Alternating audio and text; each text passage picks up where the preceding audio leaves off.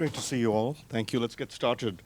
So this is a short panel, so I'm going to throw some questions at you, and we'll just get going with that. So the first question I have is, we talked about jobs and productivity and the impact of AI on jobs and productivity. So maybe I'll put Simon on the spot.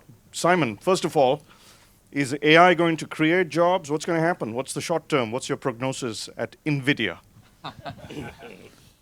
That is billion-dollar questions.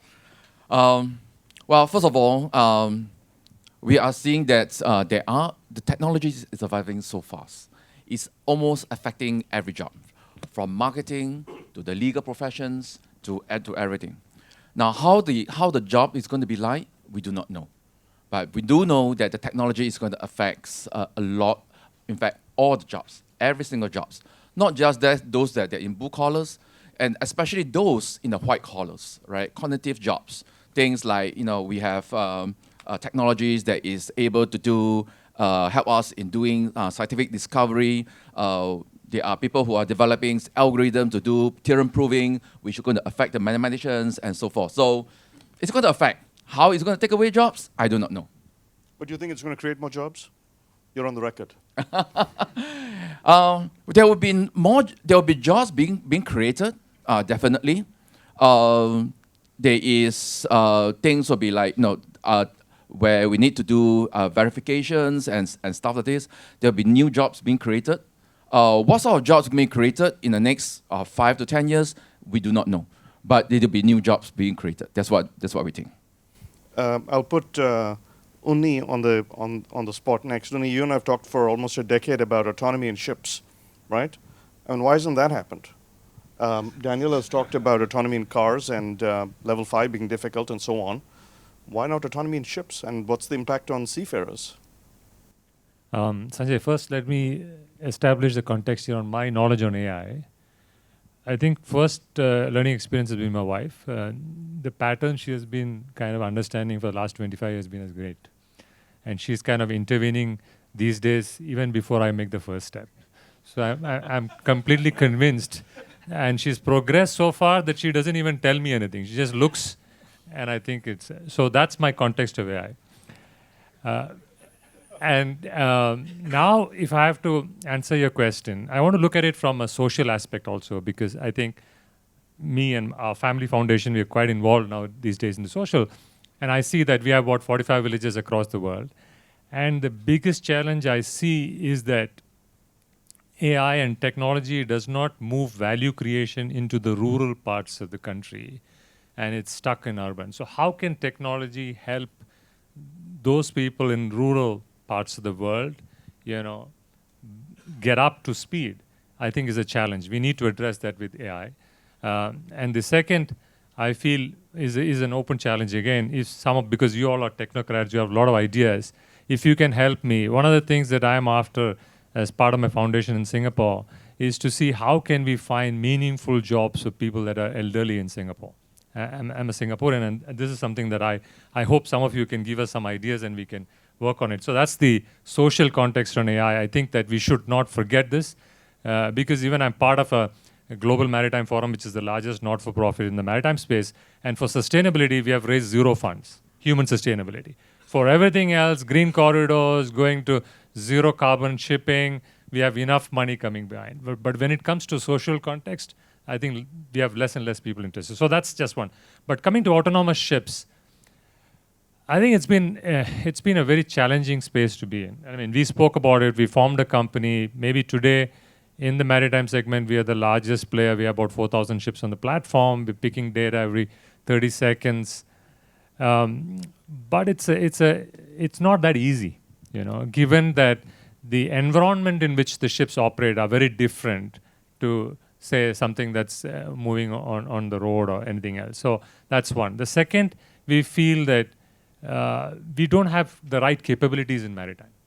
It's not been a very exciting industry. We have not been able to attract great talent into maritime. And so what we want in maritime is AI to help build the right capabilities in an organization. We don't see that happening. And the second we feel, and the third we feel is that the incentives are so misaligned in maritime. And we have seen that when COVID hit and in the supply chain.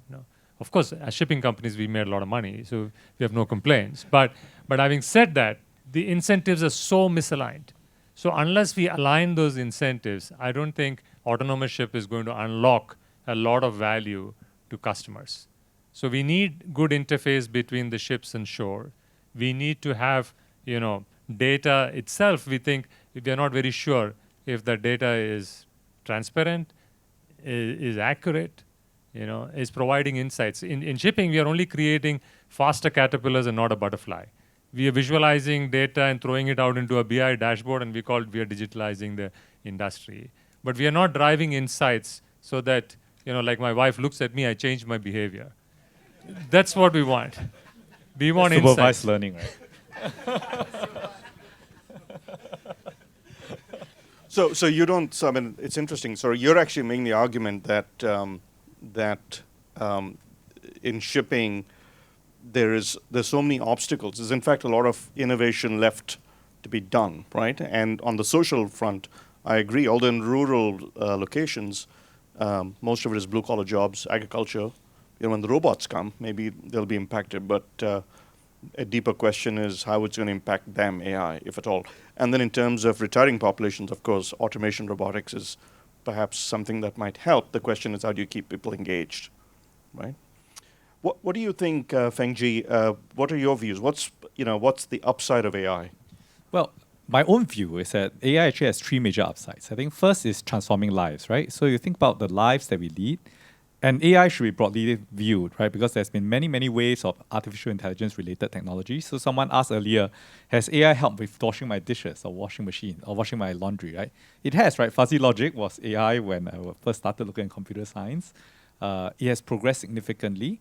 But what we will likely see is that the waves of technology and the refinement and the gathering of new data, things like sensors and things like that, will likely transform lives significantly, right?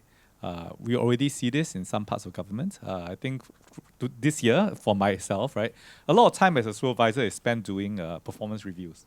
So what I do is take bullet points and turn them into essays, and then someone else's essay and turn them into bullet points, right? AI is great at that, and it has made my performance review process much more seamless this year. So transforming lives, right?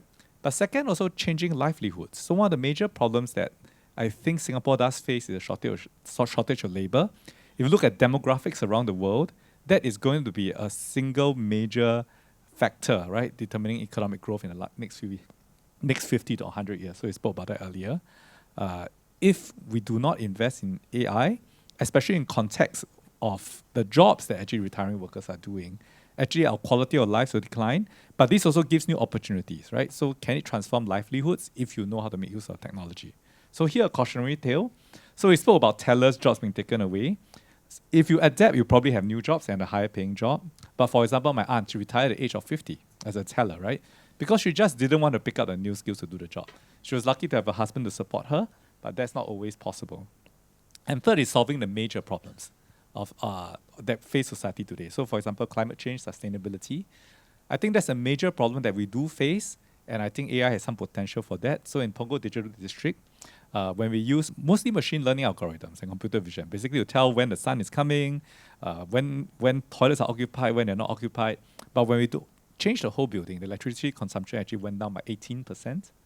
So in fact, if you applied it and deployed it, adoption as Rajesh was talking about, you can actually have quite a lot of gains solving the major problems facing society today. So I think that's a very positive view. And of course, Singapore is a particularly interesting place because it's very technologically advanced, investing a lot, also facing demographic shifts, etc. So Singapore may not be a great use case for the general world, right? In terms of figuring out the impact of AI. But I think you present a positive view of it. I'm going to go to my colleague Archon here. I didn't put you on the spot, Archon, so next time I don't respond to an email, you owe me one forgiveness, all right? But if you take all the stuff you're doing, right, and which we saw some of it today, Dulanga made a great presentation, positive, upside. What does it mean to society, to industry, to commerce, to employment? Okay. So I think the number one upside in terms of the theme of the panel, I believe, is the opportunity to rescale adult learners. I know this is a common theme, but I want to start off by saying that fundamentally I believe this is an opportunity because it's about improving the productivity of learning. So learning productivity has kind of stagnated. I mean, frankly, if you think about all the US universities that are doing four-year colleges, but their cost goes up by a factor of two He over the says that last after he left the US, by the way, so he can get away with it. Go ahead, keep going. And you know, if you just use that metric, then you would say the productivity of education delivery is actually dropping. You're delivering the same amount of education with twice the cost. Yep. Now, the reason I bring that is that infrastructure is well established. In a society like Singapore, we have schools, we have universities that function well. We don't have institutions that can reskill and train people at the right price point who are 40 years old and 50 years old. And that's where I think AI, for three different things. One, obviously, in improving the actual technical delivery of instruction, but also first in uncovering the different learning styles, all the cognitive behaviors, neuroplasticity differences, et cetera, among people. We can actually uncover that, then we can tailor the content. And that's one of the pieces, yesterday we were talking, AI today beats human beings in playing chess. We know that. But AI is not good enough in teaching you how to play chess. So I think fundamentally there is still the difference that we need to build better models and how you can learn. And learning is, again, not just about knowledge transfer. You have to balance that with engagement.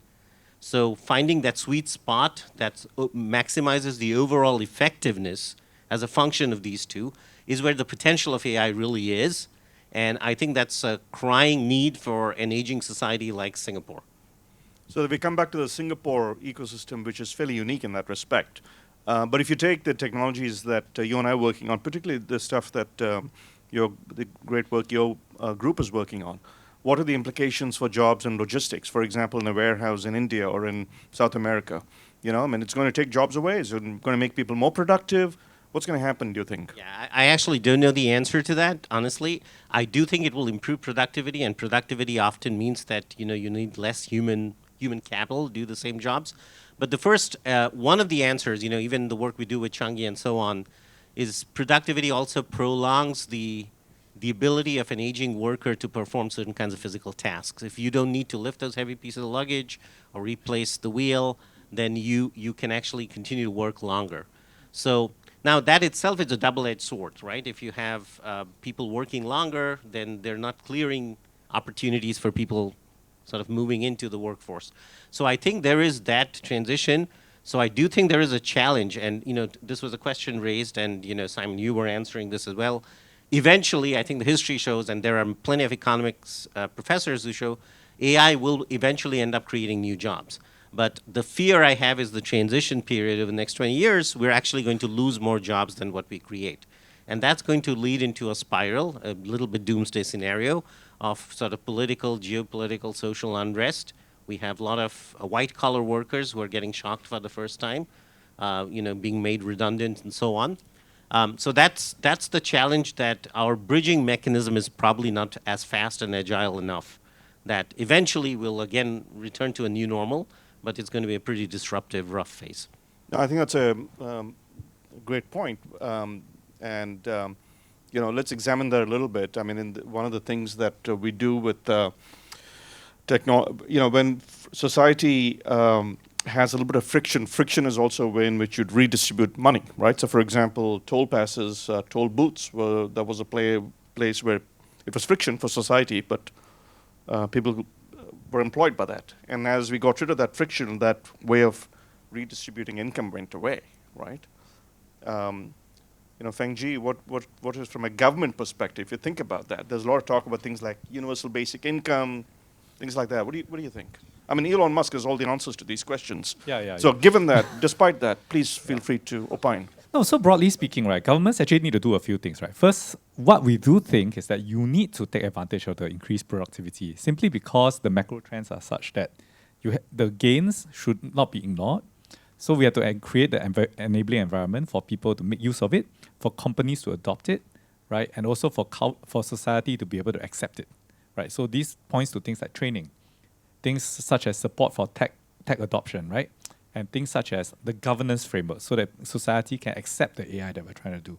So that I think we have to take for granted, right? But to support individuals in transitioning to AI, I think that is going to be the major question. Most people say that the impact will be understated at first, and then it will be high over the medium term. My personal take on this is that because of the massive channels we now have, such as through cloud companies, through NVIDIA's global sales, right, that we are actually able to raise the speed of adoption vis-a-vis previous technologies, which had typically taken 20 to 30 years to go through. So this means that we have to take advantage of the same technologies to upskill our workers. So a lot we are trying to do on adult learning, going through micro-learning. A lot of courses have to be taught in bite-sized pieces, even through YouTube videos, so that you can actually take advantage of this. And I think technology can transform this. So most recently, we ran a course actually for our own people, for people with no tech background in Smart Nation, right? So we had HR officers, we had finance officers coming in, we taught them how to code. What was remarkable was that about 2/3 actually of the applications they developed were to solve their own problems, taking advantage of AI. So one, basically, she's an unassuming officer. She does accounts. She's not even university educated. She actually took advantage of AI, right, to build a spelling, to help her kids to do spelling. So we spoke about education. So every spelling test, what will happen is that she calls on AI to construct a sentence, a couple of sentences to take through it. She calls on the voice to text to speech, to read it out to her kids. They do a video to explain the word used in context. And then later, it will actually, then you would administer the spelling test for the kid and give them rewards. It keeps track of rewards as well. And she learned this with no tech background in 3 weeks, right? And she's able to construct this program because she also used AI to help her write this, right? So she tinkered with this, but she had a good sense of what the architecture is. It's not too hard to make an API call and to adjust it along the way. So she was able to do this, and I think that's a sort of transformational change that I think if workers are able to take advantage of, they can actually change their jobs, automate their jobs, and make their lives much easier. So the way we see it is that AI is a bit different from past digital innovations, which tended to be inequality increasing, right? What it is able to do is to level up the bottom to level up the people from zero base to a mediocre level. But that allows you to solve a lot of problems. So it may well be the technology that for the first time in digital history that allows people to learn faster, to build things more quickly, and therefore take advantage of it. So that's where we need to lend a lot of support, I think, for our workers. Great. So Alok's presentation was very timely.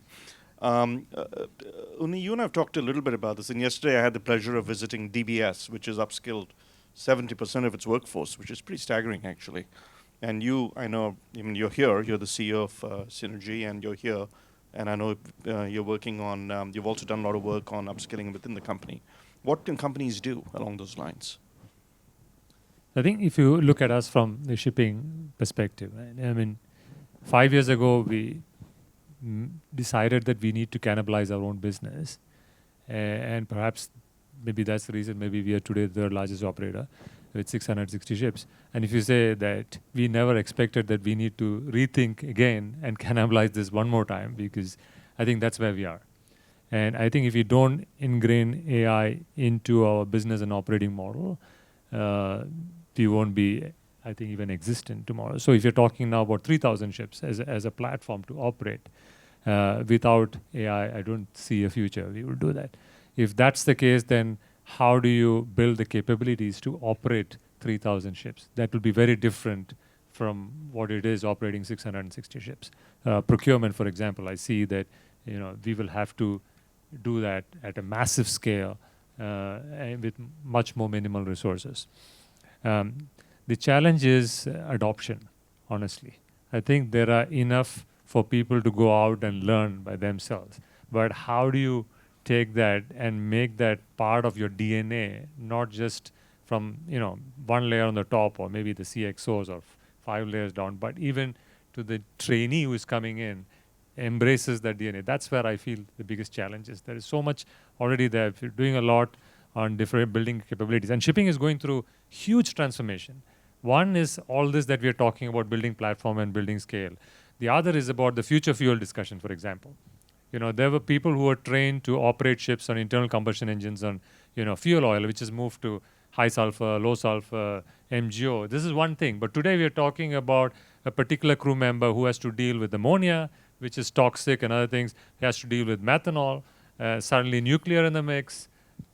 So how do a single person who just was focused on working on internal combustion engines with fuel oil now suddenly be able to do methanol, ammonia, everything at one go? This is just one thing. And then how do you build the capabilities to have this digital engagement? You get the human-machine interfaces that is, reality going forward in the future, right? So I think those are huge, daunting tasks in maritime. And if we don't do it, somebody will do it. But that's the only way, going ahead. And that's why we feel that all this AI coming into education means a lot. Because also we have a disconnected workforce. We have people who are very far away from us when we have to do remote monitoring and diagnostics and everything. So we really need help from an AI perspective to build the right capability. Great. Although the thought of 1,000 ships with nuclear, I don't know. I'm not sure I'll sleep tonight. Simon. So just for a correction, I think nuclear, disclaimer, I'm invested into a company, so let's put this way. So I think nuclear for me is to produce green hydrogen at a number which is more realistic, and then maybe we have green ammonia at $330. That's where more I'm looking at nuclear, not nuclear fuel ships, although that's a big discussion. Not SMR on ships, no small to medium reactors on ships. Simon, by the way, Simon has offered to give everyone here one NVIDIA chip each. Which one? All you need is to give me your credit cards. But we have just a minute. Very quickly, what's NVIDIA's view on NVIDIA's played a big part actually in upscaling and so on. What are your views on this? I've seen some of Jensen's presentations on this. Right. So one of the things that NVIDIA is doing is that we are setting up, institutions like, for example, like the DLI institutions where we have we massively train, working with countries, government to massively train the workforce in that particular country. We have signed agreement with, for example, like Saudi Arabia's, with the Vietnamese, and of course India, where we are putting in infrastructures and people to actually to train them. At the same time, we also have set up something like that which I run, which is called the NVIDIA AI Technology Centers, where we actually, one of our objectives is to collaborate with the universities to develop new AI technology, right? Both in the hardware and also in the software. Less of the hardware because that require a lot of resources, but more in the software area. From different areas, from the fundamentals of artificial intelligence algorithms, all the way to applications like the climate science, climate change, and so forth. So these are some of the initiatives that NVIDIA's are involved in. NVIDIA's climate prediction stuff is pretty spectacular. Arjun, as a professor and vice provost at SMU, I'll give you the final word. Upskilling. What are your thoughts? Well, I think I'm going to give you only one thought related to the question, what can organizations do? Even as ourselves as a university, which is a non-profit organization. So, there is this tagline, I think I've been hearing it from the 80s and 90s, employees are our biggest asset. And usually the companies that say that, they treat the employees the worst, right? That has always been the reality. The moment you start saying that. But I think there needs to be a mindset shift that I still think there is a bit of typecasting of employees. We don't think of employees as portable resources that can migrate across functional teams over their lifespan. And we don't do enough psychometric testing and evaluation of employees to know where they are, what skills they've picked up, what else they can transform to. So I think that culture of sort of continuous evaluation, continuous assessment, and then continuous migration is something that I actually believe if organizations can adopt, they're going to actually have more productive and more sort of long-lived in terms of their value to the company employees. And I hope that AI can help facilitate that. No, that's great. I'll end with this. I have this vision of a future in which people talk to each other and make sure a computer isn't listening in, I got to tell you a secret, but make sure is everything off? I'm not going to type it in the computer. We can only talk about it. But thank you, thank you to the amazing panelists, and thank you all. And we'll see you next for lunch. Thank you so much, Ranbir. This is great.